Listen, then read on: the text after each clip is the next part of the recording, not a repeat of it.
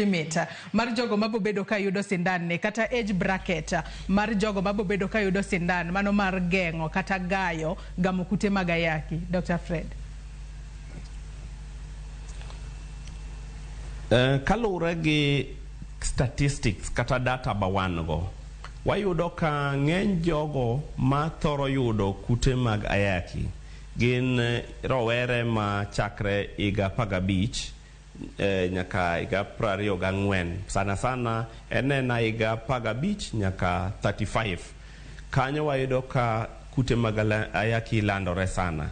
Koro ang'eyo ni guideline serikal dhi loso to gima ng'eyo ni age bracket no en gima nyaka wadhi mwa consider en marani ng'ano nyathi ma pod ni e bwo higa 18 en minor to kamoro yudo ka en machua minor, tiende ni iparo ni ok obed e weche mag keny tiyudo kata weche mag bedo achiel tiyudo ka gini timore a piny.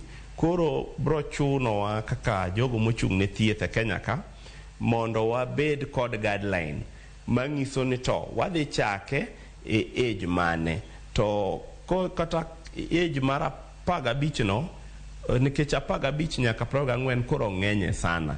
Nayudo ka ng'eny jowa atamalo 60 mag ayaki jogo manoyudo ayaki gin jogo manie age mag 15 nyaka 24.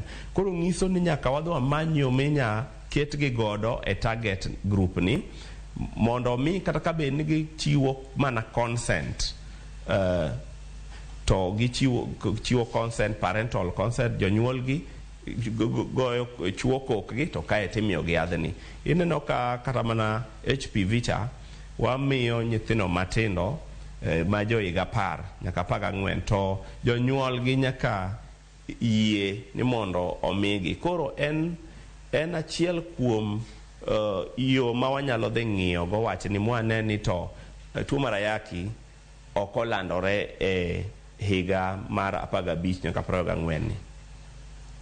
Awasoma ne ote moro kae mano machielo